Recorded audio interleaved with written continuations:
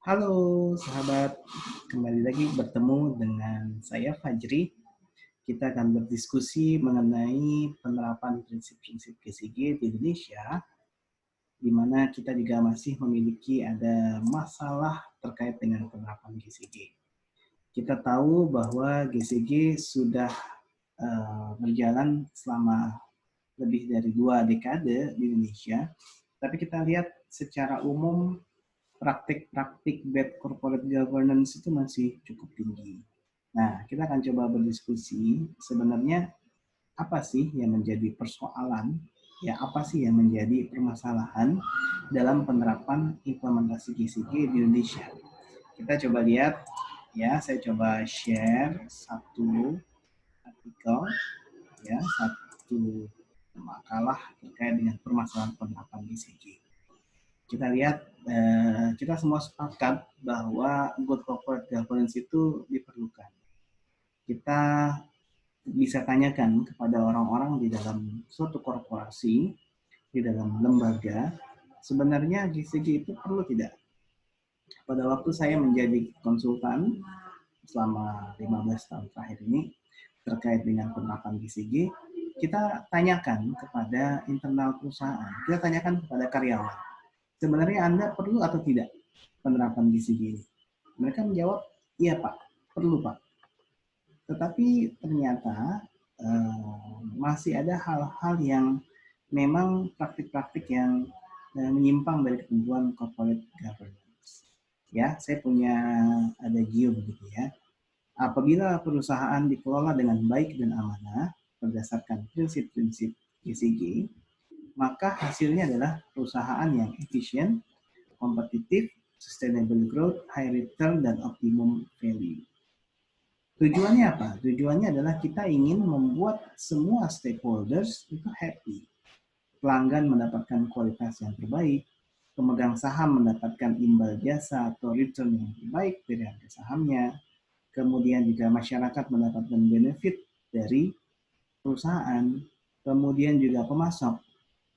Kita bisa lihat pemasok ini jangan sampai ya, waktu saya dulu pernah sharing ya dan pernah diskusi dengan beberapa pemasok, beberapa konsultan juga, jangan kalau mau terima pekerjaan dari perusahaan X. Kenapa? Karena perusahaan X itu adalah perusahaan yang tarsok, artinya apa? Entar dan besok. Jadi bayarnya kalau ditagih, ya, oh iya Pak, entar dulu ya, oh iya, ini kita masih ada diproses di bagian keuangan dan seterusnya. Akhirnya kita juluki perusahaan yang tarsok. Jangan juga seperti itu. Pemasok kalau memang sudah ada haknya segera dipenuhi dan dibayarkan. Kemudian apa perlu kita bergizi? Ini akan terkait dengan masalah pemahaman. Ya, bagi yang tidak paham, ya mereka baru mendengar, mereka belum tahu apa sih GCG. Apakah GCG hanya menambah birokrasi saja, menambah ruwet, menambah rumit, atau seperti apa? Nah, ini challenge juga buat kita. Berarti kita harus membuka, melakukan sosialisasi, melakukan internalisasi terkait dengan penerapan GCG ini. Sehingga yang tidak tahu, yang baru mendengar itu menjadi tahu dan sudah mendengar dan mau mengimplementasikannya. Tetapi ada juga yang kurang paham. Jadi mereka sudah pernah dengar, mereka sudah tahu penerapan GCG, tetapi mereka memandang hal ini tidak penting, Pak. Ya, ini buang-buang waktu saja, buang tenaga, ya, terlalu idealis, ya. Jadi orang-orang yang sudah apatis, yang mereka merasa bahwa ya udah deh, ya terserah deh mau ngapain. Nah, ini menjadi challenge juga. Bagaimana kita bisa mengajak mereka ke dalam gerbong penerapan implementasi GCG. Tapi ada juga yang paham, ya, tapi menjadikan GCG hanya sekedar formalistik. Ya, kalau disuruh assessment, oke, kita assessment. Sudah ada hasilnya, sudah dilaporkan, laporkan. Buat aturan, buat kebijakan, sudah dilakukan. Tetapi pada akhirnya itu hanya formalitas belaka, menjadi penggugur kewajiban, ya ini juga akan percuma, hasil akhirnya tidak akan berjalan dengan baik. Nah, Level yang paling oke adalah yang sudah sangat paham pentingnya GCG menjadi sebuah kebutuhan. Kenapa? Karena kalau GCG diterapkan, ya ada dua syarat penting, yaitu komitmen dan konsisten. Kalau kita sudah berkomitmen, kita sudah memiliki sebuah strong willingness gitu ya, kemauan kuat menerapkan GCG, maka pada akhirnya kita bisa menjalankan itu. Itu adalah modal awal dari perusahaan dalam menerapkan GCG. Jadi kalau tidak ada komitmen, tidak akan mungkin GCG ini bisa berjalan. Tetapi komitmen ini juga perlu dibarengi, ya, ditambah dengan adanya suatu konsistensi. Konsistensi untuk apa? Konsistensi untuk melakukan GCG tersebut. Yang paling gampang adalah kita punya aturan-aturan di perusahaan. Kita punya SOP, kita punya prosedur. Itu kita jalankan atau tidak? Nah, konsistensi ini penting. Bicara mengenai GCG, bicara juga mengenai penerapan Code of Conduct atau pedoman perilaku. Sejauh mana perusahaan sudah memastikan karyawan bertindak menerapkan perilakunya sesuai dengan Code of Conduct yang dimiliki. Dan kalau terjadi pelanggaran, tentunya tidak segan-segan untuk diberikan sanksi. Penegakan sanksi ini menjadi hal yang sangat penting. Supaya apa? Supaya aturan-aturan yang dibuat tersebut tidak menjadi macan ompong. Ya, hanya sekedar ada, tetapi tiada. Ada, tetapi tidak dirasakan manfaatnya. Ada, tapi hanya sebagai penghias lemari saja. Challenge kita dari yang tidak paham, kurang paham, paham menjadi sangat paham. Inilah PR-PR para champion-champion GCG di suatu perusahaan. Ya, champion GCG, ya kita tentunya kita mulai dari top level management. Kalau saya menyebutnya bukan lagi agent of change, tetapi kita jadikan champion GCG ini adalah director of change, ya, pengarah perubahan, ya, menjadi lokomotif perubahan di suatu korporasi. Nah, ini menjadi diskusi kita. Ya, kasus korupsinya marak gitu ya, padahal skor GCG sudah sangat tinggi. Kita bisa lihat kasus-kasus yang terjadi akhir-akhir ini, termasuk suap misalnya antara BUMN itu sendiri. BUMN yang satu dengan BUMN yang lain, ya, melakukan praktik suap, ya, untuk memperoleh pekerjaan.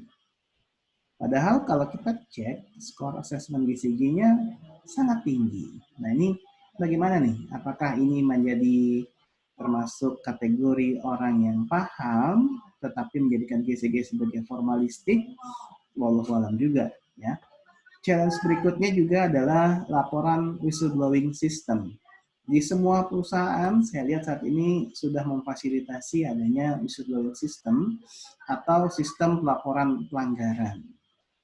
Jadi kalau sudah ada posternya, sudah ada videonya, sudah ada pengungkapan di dalam laporan tahunan, tetapi kita lihat ternyata laporan whistleblowing sistemnya itu selama 5 tahun atau beberapa tahun terakhir 0. Nah, ini menjadi persoalan nih, apakah ternyata itu sudah sangat bersih sekali perusahaan, atau orang menjadi apatis atau tidak percaya dengan media pelaporan pelanggaran ini. Saya pernah bertanya kepada satu karyawan pada saat melakukan asesmen GCG, saya tanya, sudah tahu belum ada whistleblowing system di perusahaan Anda? Mereka bilang, iya saya tahu, tetapi saya nggak yakin Pak Fajri, karena orang-orang yang mengelola sistem pelaporan pelanggaran tersebut, orang-orang yang mengelola WBS tersebut, juga nggak bersih-bersih banget, Pak. Jadi kalau kita melapor, yakin nggak akan di follow up oleh si tim sistem pelaporan pelanggaran ini, si tim WBS.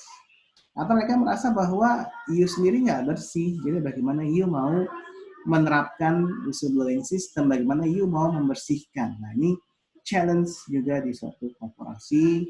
Kemudian juga ada praktek-praktek pengelolaan korporasi yang tidak efisien, ya, membeli barang yang berlebihan, yang kemahalan, memberikan proyek kepada yang itu saja, atau yang memiliki kepentingan. Nah, ini menjadi persoalan yang perlu kita selesaikan bersama. Apa yang salah? Apa yang salah? What went wrong? Jadi banyak korporasi yang telah mengenal GCG sejak lama, namun dalam pelaksanaannya GCG tidak menunjukkan perkembangan. Ya, ini beberapa persoalan yang coba diuraikan. Ya, yang pertama adanya benturan kepentingan yang tinggi. Ya, jadi ada konflik of interest. Ya, jadi mengelola perusahaan masuk ya sebagai direktur, sebagai komisaris, ya sebagai karyawan, mereka memiliki kepentingan-kepentingan pribadi yang bertentangan dengan kepentingan perusahaan. Jadi ibaratnya kalau kita sudah mau masuk, kita sudah mikir nih, kira-kira gue bisa dapat project apa nih yang bisa menambah keuntungan buat pribadi kita. Yang kedua yang tadi saya sebutkan, GCG-nya menjadi formalitas. Oke, kita buat assessment, kita buat macam-macam, tetapi itu hanya menjadi formalitas belaka. Dan pada akhirnya ya tidak akan berkembang, bahkan mungkin akan timbul masalah yang lebih parah lagi. Dan yang ketiga adalah GCG hanya untuk memenuhi aspek kepatuhan dari regulator. Buat kebijakan ini, buat sistem manajemen ini, buat assessment GCG, oke, tapi ternyata rekomendasi tidak pernah di follow up lebih lanjut. Ya, sosialisasi yang kurang, ya terlalu low profile, GCG belum menjadi budaya, dan pada akhirnya adalah penempatan pimpinan yang lemah dan tidak berintegritas. Jadi waspada terhadap penerapan terhadap terjadinya konflik of interest, karena konflik of interest adalah salah satu akar permasalahan GCG yang utama. Demikian dulu sahabat. Jadi terakhir saya berpesan adalah GCG jangan menjadi formalitas, ya. Karena kalau GCG-nya formalitas, tunggu saat kehancurannya. Pilihan ada di tangan kita sendiri di suatu perusahaan, di tangan Anda sendiri, ya, sebagai pimpinan ataupun sebagai karyawan. Kita mau pilih jalan yang mana? Kalau mau jalan yang bagus, ber-GCG dengan komitmen dan konsisten, jalan kehancuran, ya silakan GCG-nya menjadi formalitas. Pilihan ada di tangan kita sendiri. Ya, terima kasih banyak. Sampai ketemu di dalam pembahasan-pembahasan lainnya. Jangan lupa subscribe dan tekan tanda loncengnya di channel YouTube saya. Terima kasih. Dadah.